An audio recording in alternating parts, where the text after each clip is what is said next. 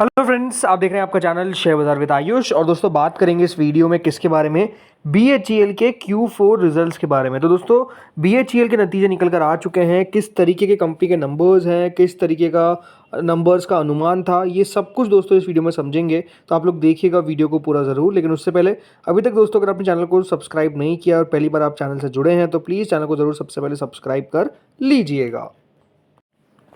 So friends, यहाँ पे आप देख सकते हैं हम BHEL के नंबर्स पर आ चुके हैं और समझते हैं कि इस तरीके के कंपनी के नतीजे आते हुए देखने को मिले हैं। ये बात ध्यान रखिएगा, फिगर्स सब कुछ करोड़ में ही है, तो करोड़ में ही हम बात करेंगे।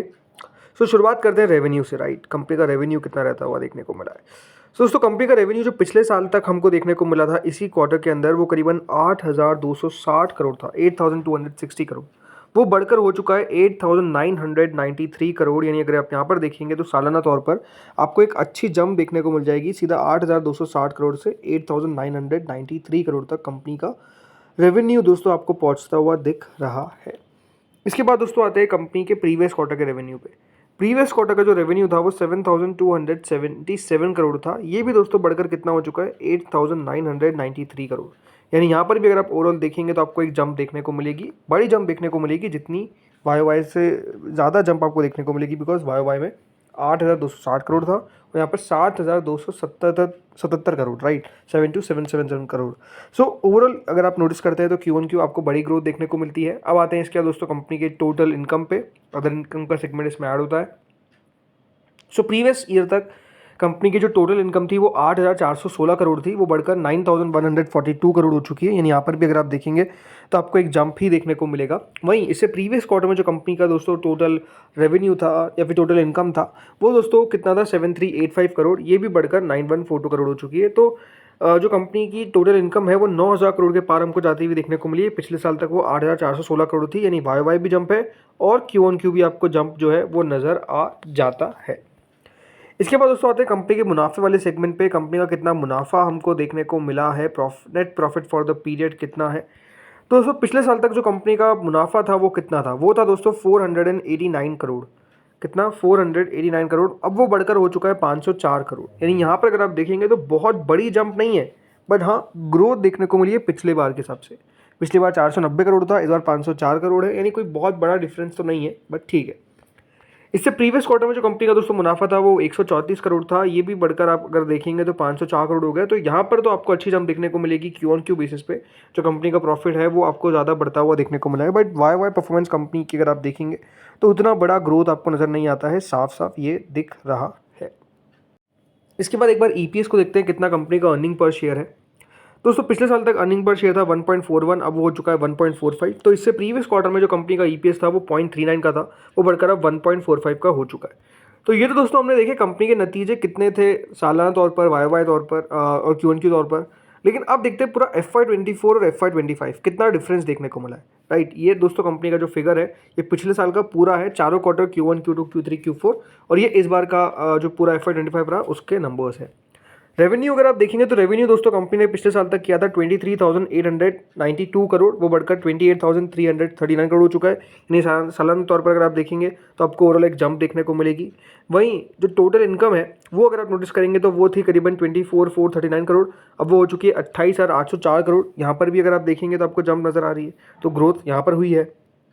इसके बाद कंपनी के मुनाफे पे आते हैं। पिछले साल तक दोस्तों कंपनी का मुनाफा था मात्र 282 करोड़ पूरे साल भर के अंदर, और इस बार दोस्तों जो कंपनी का मुनाफा हुआ है वो सीधा 533 करोड़ हुआ है। ये बात ध्यान रखिएगा, कंपनी ने पिछले साल कुछ क्वार्टर्स में घाटा भी किया था। तो अगर आप सोच रहे हैं कि पिछले साल एक क्वार्टर में 489 करोड़ का प्रॉफिट था तो 882 करोड़ कैसे रह गया, बिकॉज कंपनी ने लॉस किया था, इस बात का आपको ध्यान रखना पड़ेगा। और यहाँ पर भी अगर आप देखेंगे कंपनी के कुछ लॉसेज आए, इसलिए अगर आप कंपनी को देखेंगे तो 533 करोड़ के आसपास का टोटल प्रॉफिट जो है वो कंपनी ने इस साल के अंदर रिपोर्ट किया। इसलिए अगर आप पिछले साल को और इस साल की EPS को देखते हैं तो पिछले साल 0.81 का EPS था, अब वो 1.53 का आपको देखने को मिल चुका है।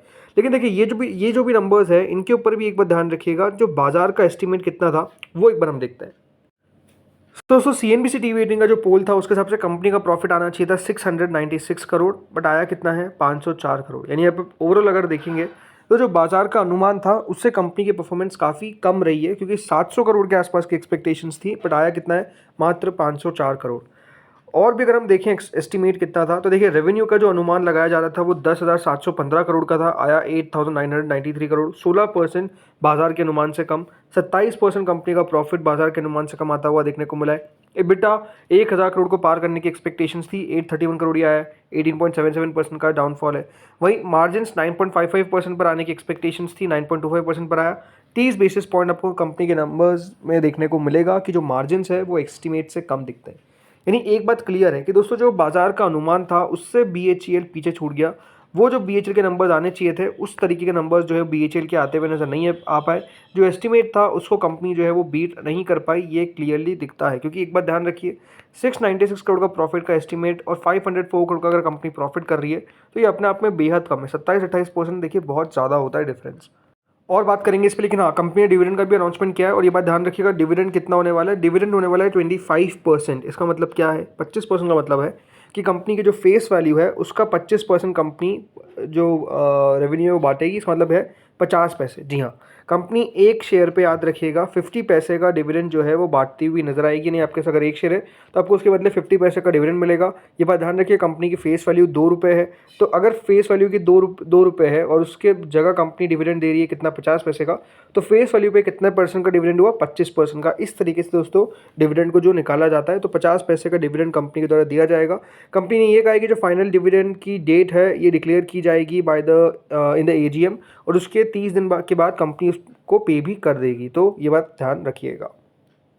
अब दोस्तों अगर आप स्टॉक का मूव देखेंगे तो क्योंकि नंबर्स बाजार के दौरान ही निकल कर आ गए, तो आप नोटिस कर सकते हैं शेयर जो ऑलमोस्ट 260 रुपये के करीब ट्रेड करता हुआ दिख रहा था, आप नोटिस करेंगे कि देखिए जो शेयर है वो बिल्कुल अब 250 पे कारोबार करता हुआ दिख रहा है। यानी एक बात साफ है कि अगर आप बाजार को भी देखेंगे तो नंबर्स उतने पसंद नहीं आए। वैसे दोस्तों पिछले 1 महीने में शेयर ऑलमोस्ट 10-11%, 6 महीने में बिल्कुल अगर आप देखेंगे तो स्टॉक जिस तरीके से गिरता हुआ दिखाता है, एक पूरी रिकवरी जो है वो शेयर ने मार दी है।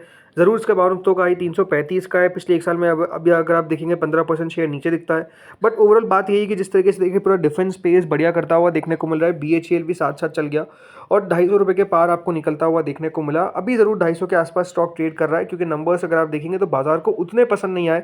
इसलिए अगर आप देखेंगे तो एक आपको स्टीप करेक्शन देखने को मिला, तेज़ी से शेयर जो है वो नीचे जाता हुआ देखने को मिला है। बट ओवरऑल ठीक है, परफॉर्मेंस कंपनी की साल भर साल सुधर रही है, which is a good thing. ये हमको देखना होगा कि कंपनी की परफॉर्मेंस आगे चलकर और कितना सुधरती है, ये बहुत इंपॉर्टेंट होने वाला है।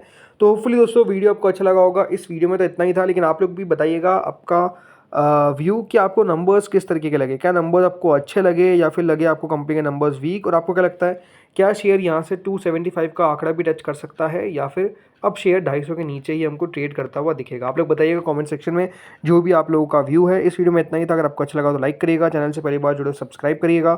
Thank you friends for watching this video.